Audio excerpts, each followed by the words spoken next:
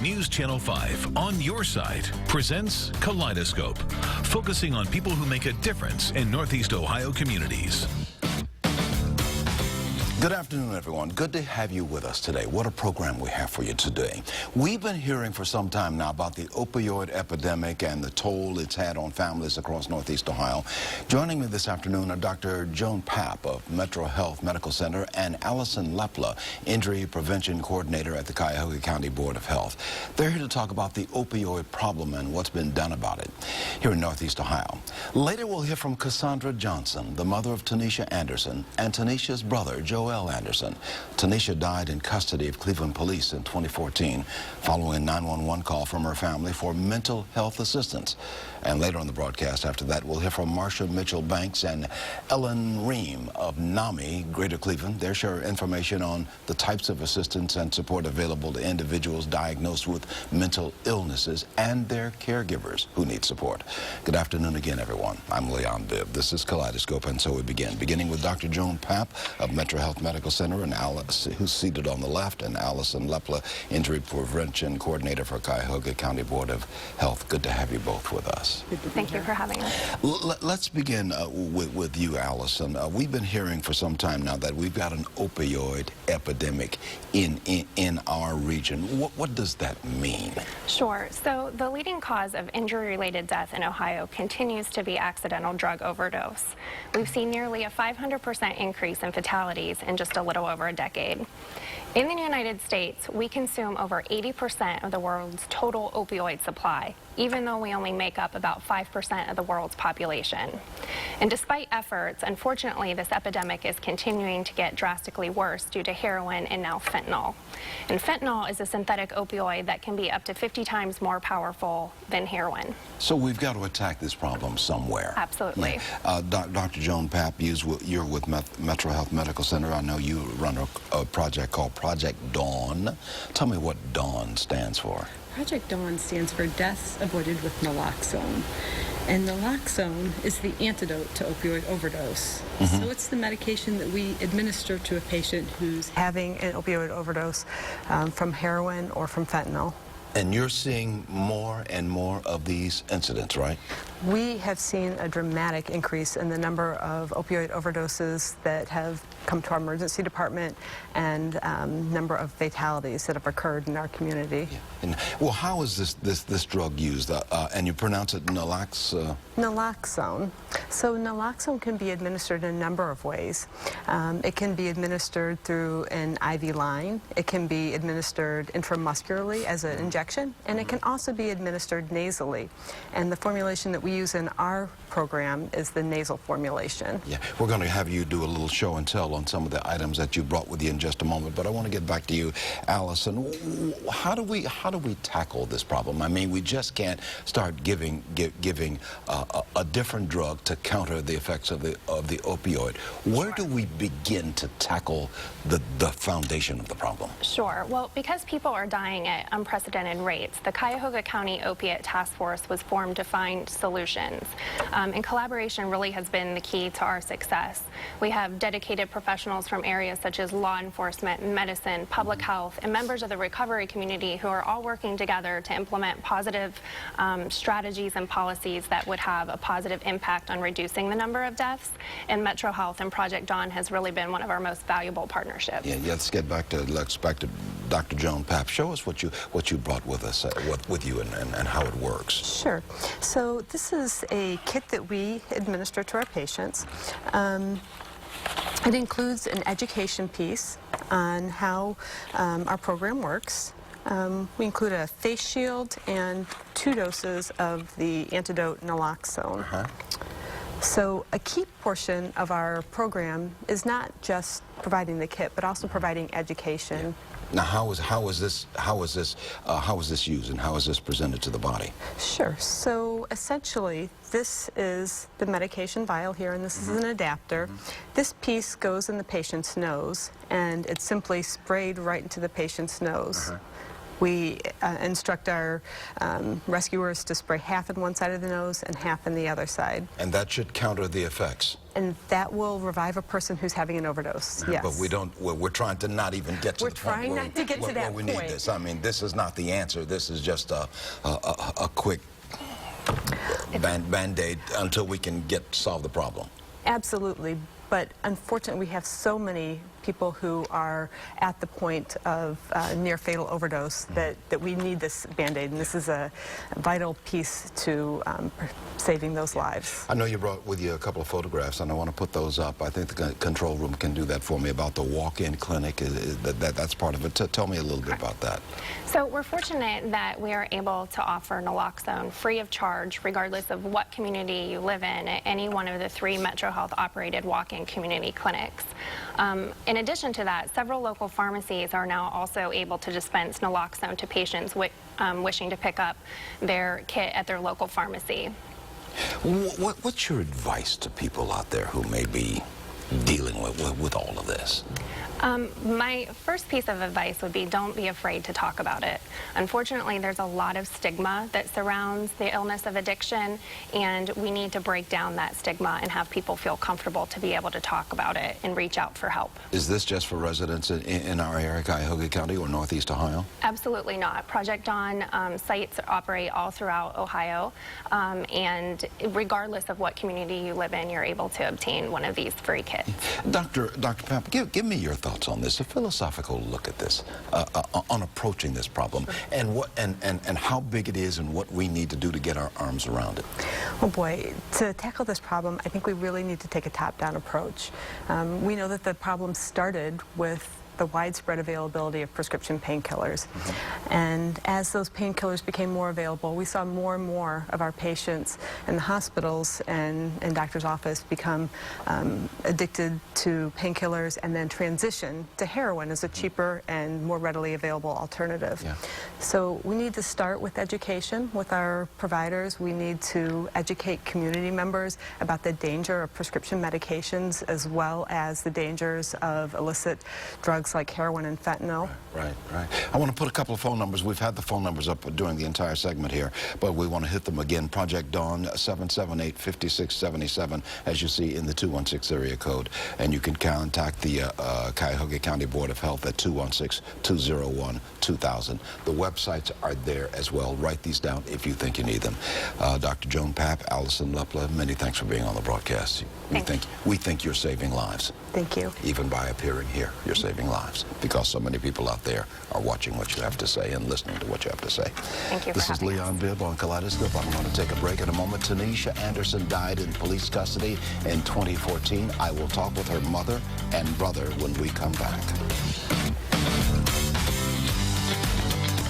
Welcome back to Kaleidoscope today. November the 12th, 2014. After her family called 911 for mental health assistance for her, Tanisha Anderson died in custody of Cleveland police, who responded to that call. And On Your Side investigative reporter for NewsChannel5, Ron Regan, has been following the story from the beginning. And Ron takes us back to what happened. And we are praying this evening for strength. Tanisha's mother surrounded by family and friends outside their home. Anderson died while in police custody last Sunday. Her 16-year-old daughter said she was her best friend. She was the best person in the world. Nobody can match her. Nobody. I love her so much, and I'm just happy and grateful that she's happy and she doesn't have to suffer anymore. Family members say they called for mental health assistance, but instead, police used what family called a takedown move. Tanisha's brother said moments later he watched her dying on the sidewalk. She would do for me and be looking out for me when I didn't know she was. With that, she was my angel. Her sister-in-law says calling for help shouldn't end in a tragedy. She's always my angel. She knew when I was down, she had her ways of picking me up. She was my confidant. We obtained Cleveland police policies for mental health calls like this. Dispatchers shall attempt to dispatch CIT, Crisis Intervention Officers. Cleveland police are refusing to confirm whether that policy was ignored. But we found 4 separate times a dispatcher is specifically told this is a mental illness call for help. My sister was here. She's mentally ill. We just had the police out here. They gave me a CAD number to give her. I had to call back. And what are they responding back for? I'm not understanding. She's mentally ill. She clicked off. She's just not listening. She's looking bad. She walked off. Police policy also requires, before transporting a person experiencing a psychiatric emergency, mental health services should be contacted. Police will not confirm whether that policy was followed. At one point, the dispatcher is even given more clarification. And when you say combative, what do you mean by combative? What is it that she's doing? She's mentally ill. I get that part, but when you say combative, what do you mean by that? Not listening, not staying in the house like she's supposed to. Okay. Finally, the dispatcher is even given Tanisha's specific diagnosis. So she's being unruly. Yeah. What type of mental illness does she suffer from? Bipolar schizophrenia. Okay, is she taking her medication? Yes. Okay. Yes, not working. We thank Ron Regan of NewsChannel5 for filing that report for us and bring us up to date. We are now joined by Cassandra Johnson, mother of Tanisha Anderson, and Joel Anderson, brother of Tanisha Anderson. Cassandra Johnson, God bless you and my deepest sympathies. We're talking about mental illness on this broadcast, and certainly we've covered many of the controversy involved in the tragic death of Cassandra. But you've recently hired a special investigator. Is that the next step? Yes. Yes. What happens with this special investigator? What are you asking the special investigator to do? I'll let Joel answer that. Special investigators just to basically oversee and clarify some facts. That we're basically trying to be underlined here in the city of Cleveland, dealing with the case. Yeah.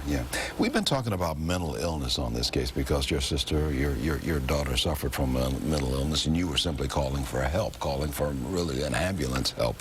What's been the most challenging part for you to have to deal with since the passing of Tanisha? Getting through each day in the same area that it happened. Seeing the spot where she laid. I'm remembering her call for help and fighting for justice for her. What's your advice, Joel, for other families who may be taking care of a loved one diagnosed with a mental illness? Be patient. Do as much as you can to understand the illness first. Let's do our homework as members of the community to understand what they're going through. And then once again, just be patient. Not a day goes by that you do not think of this incident that happened a couple of years ago, right? Not a day at all. I mean, we live there, so it's a constant reminder. And it's also a constant reminder for me to do as much as possible to ensure that the mentally ill are safe. Yeah. This case has been pushed around from one level of government to another level of government, from the city, police, to county, to the attorney general, and now back down. And it's all over, and you are trying to deal with all of this and still grieve of the loss of your daughter. How do you do that?